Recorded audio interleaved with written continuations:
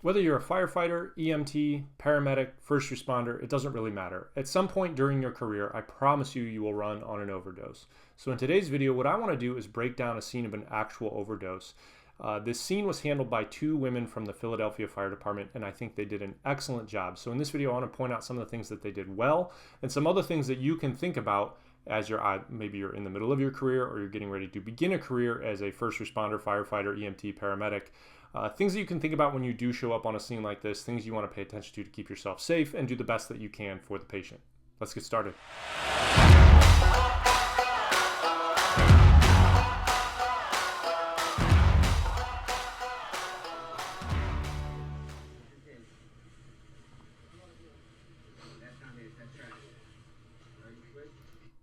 So right away, the first thing that I want to point out is if you look at this scene, you see, at least from what I can tell, 1, 2, 3, 4, 5, 6, 7, 8, and maybe 2 or 3 more people behind the camera.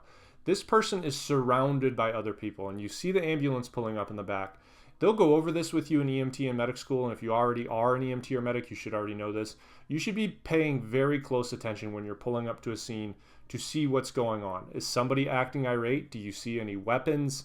What's the general demeanor of the people around there? There's a whole bunch of things you need to be paying attention to as you pull up, if for nothing else, for your own safety. Now, in this video, you can't really see it from this angle, but they're kind of like in a large park. It looks like there's some other people sitting around or laying around. Looks like there's some trash, or maybe there's people's belongings on the sidewalk. Overdoses can happen anywhere. They can happen inside, outside, in an office, in a dorm, in your house. They happen all over the place. So no matter where you go, please, please, please pay attention to what the scene is like as you're pulling up. Come on, brother.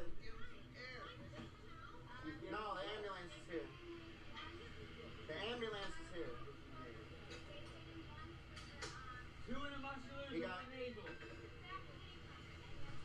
Come on, brother. So that's the next thing I want to point out, and this is something you will run into on a lot of calls. This is not unique to overdose calls.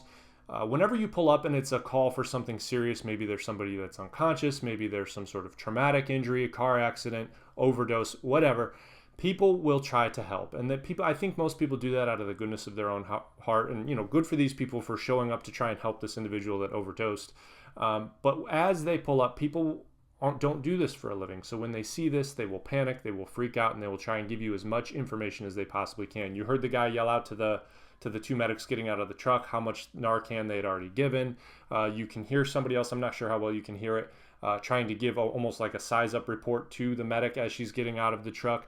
That's not uncommon. It's important for you to get that information and pay attention to that and hear that, but also don't lose sight. You are the professional here.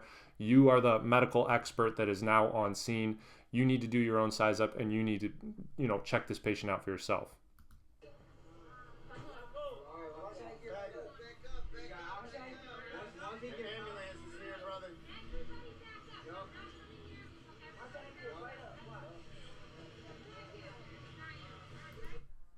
So this is something else I really want to point out. These two women did an excellent job with this. I'm not sure if you could hear what the one lady said. She said, "Everybody back up. I'm not coming near this patient until everybody backs up." I cannot stress this enough. On any scene, but especially in a scene like this, where there are drugs involved and there's a lot of people standing around, the emotions are high, it's a little bit more tense. The number one thing you need to look out for is for your own safety and the safety of your crew. A lot of times with overdoses, police will get dispatched as well. This is in the city of Philadelphia, so I don't know how they handle it. I'm sure their police are busy with a lot of their own stuff. But these two women did a really good job controlling the scene and saying, hey, we're not coming any closer until everybody gets out of the way. The last thing you want is you don't want people on top of you. You don't want people breathing down your neck, sticking their hands in there. Take control of the scene the best you can. If for some reason you can't take control of the scene or people are becoming combative with you, get out of there.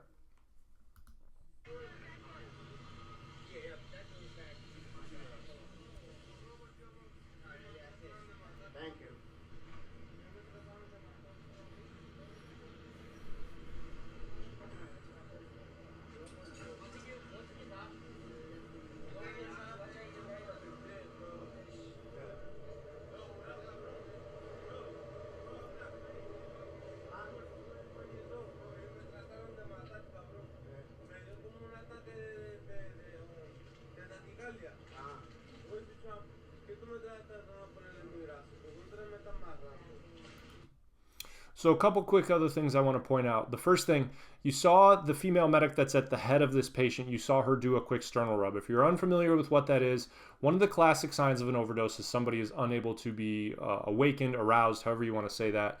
In a sternal rub, essentially you take your hand, you go like this, you take your knuckles, you dig them into their chest, and you kind of push hard and rub up and down really fast. It hurts, it's uncomfortable. If you want, do it to yourself. You'll see exactly what I'm talking about. Another common one is they will pinch the fingertip of somebody. It hurts if you pinch your own fingertip right now. It's uncomfortable. Even if you're just asleep or maybe you're just a little bit out of it, if you feel that, you'll pull away. It'll kind of arouse you, wake you up a little bit. She does the sternal rub, sees that he is no longer responsive. Other thing, good for her for bringing the oxygen tank. You're going to see here in a second. The most important thing this guy needs right now is this guy needs to begin breathing.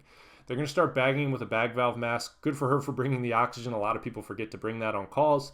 But she'll begin bagging him, and they do a very good job. The other thing I want to point out too is you do not see these two women rushing. You don't see them panicking. You don't see them frantically searching through their bag trying to do things. These two women are cool, calm, and collected, and that's exactly how you should be on any call, but especially serious calls, like I said, where emotions are high and there's a bunch of people standing around. Try your best to stay calm. Don't get tunnel vision. Again, if this is your first time, I promise you're going to be nervous and you're going to be amped up, but as you get more experience, you will calm down. I'm sure these two ladies are very experienced and this isn't their first overdose. Yeah, I know. Especially the shock. Especially the Yeah, interstitial shock. yeah, that shit'll have you snap quicker. Huh? What's the interview about? About cancer.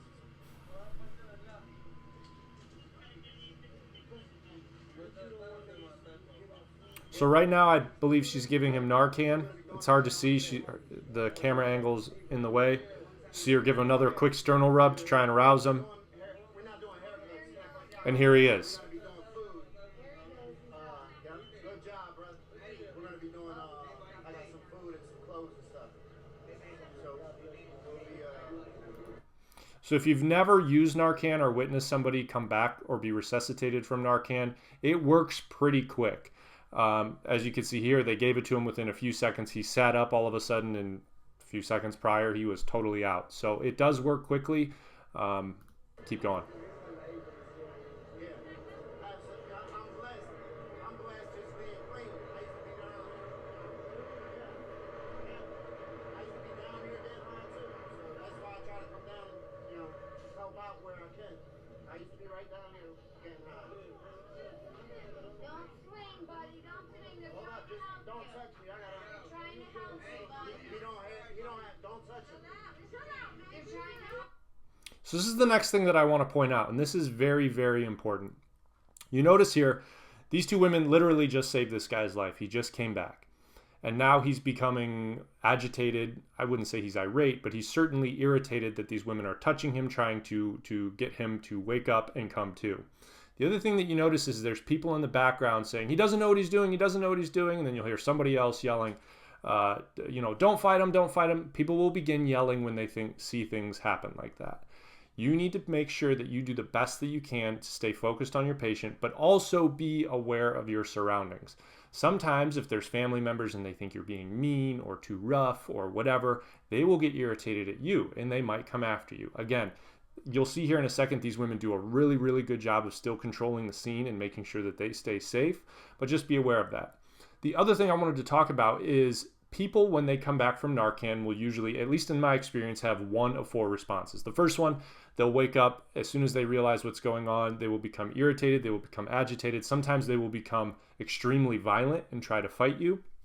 Could be because they don't know what's going on. Could be for a variety of reasons, but that does happen from time to time. So be aware of that. The second reaction that you will commonly see is people will come to, they will realize what's going on, and they will burst into tears. These are particularly sad because these are people that usually have gone for a long time being sober, and then something happened and they kind of fell off the wagon and they realized that they just relapsed.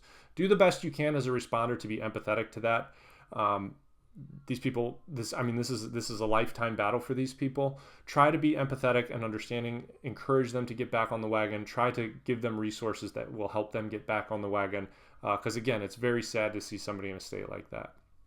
The next thing that you will see commonly is if you give Narcan and you give it really quickly, people will shoot up and they will throw up everywhere. So be aware of that. If you're giving Narcan, people do tend to vomit sometimes after the Narcan. I don't know why that is. That's happened to me several times, but be aware of that. And then the last one that you will commonly get with things like this is you will get the liar, the person that you resuscitate and then they come back. And then you ask them, hey, what did you take? Do you have anything on you? Things like that. And they'll say, no, I just took some ibuprofen, or I was sleeping, or, I had a beer and I'm just tired. And they won't admit anything. I get it. There's some issues as to why they might do that. Maybe it's the criminal justice system, whatever. That's a debate for something else. But just know that that's something that is very, very common. People will pretend like they have no idea what you're talking about and that there's no way that happened. So just be aware of that. Let's keep watching these two women.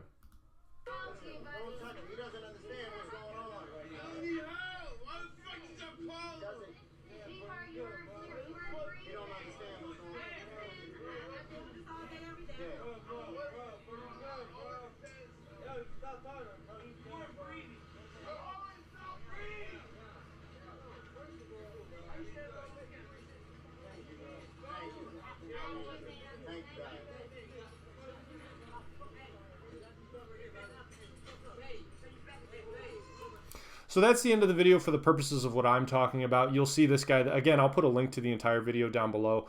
You'll see this guy kind of pace around. He'll get into an argument with some of his friends there. But I think these women did a fantastic job controlling the scene. And as soon as this man became irate and it was obvious this guy was not interested in getting more of their help, they packed their stuff up. They got on the truck. They stayed cool, calm, and collected from very beginning to very end. Very good for these two women. So I hope, as always, you found this useful. You found this helpful. Hopefully this is something you won't have to deal with, but unfortunately it's very common these days, so I'm sure at some point you will come across it. As always, if you did find this useful and helpful, give this video a thumbs up. Consider giving it a like. Also, consider subscribing to the channel and clicking the notification bell. I do lives on this channel now where I will jump on for an hour or two and I'll answer any questions you have about fire, EMS, fitness, whatever it is that you're working on, whatever it is that you want to talk about. I want this to be a channel where it's a place where you can come and be encouraged to pursue whatever it is that you're pursuing, whether it be fire, EMS, police, fitness, law, whatever it is that you're working on. I want this to be a place where you are encouraged to pursue whatever it is that you're passionate about. See you guys in the next video.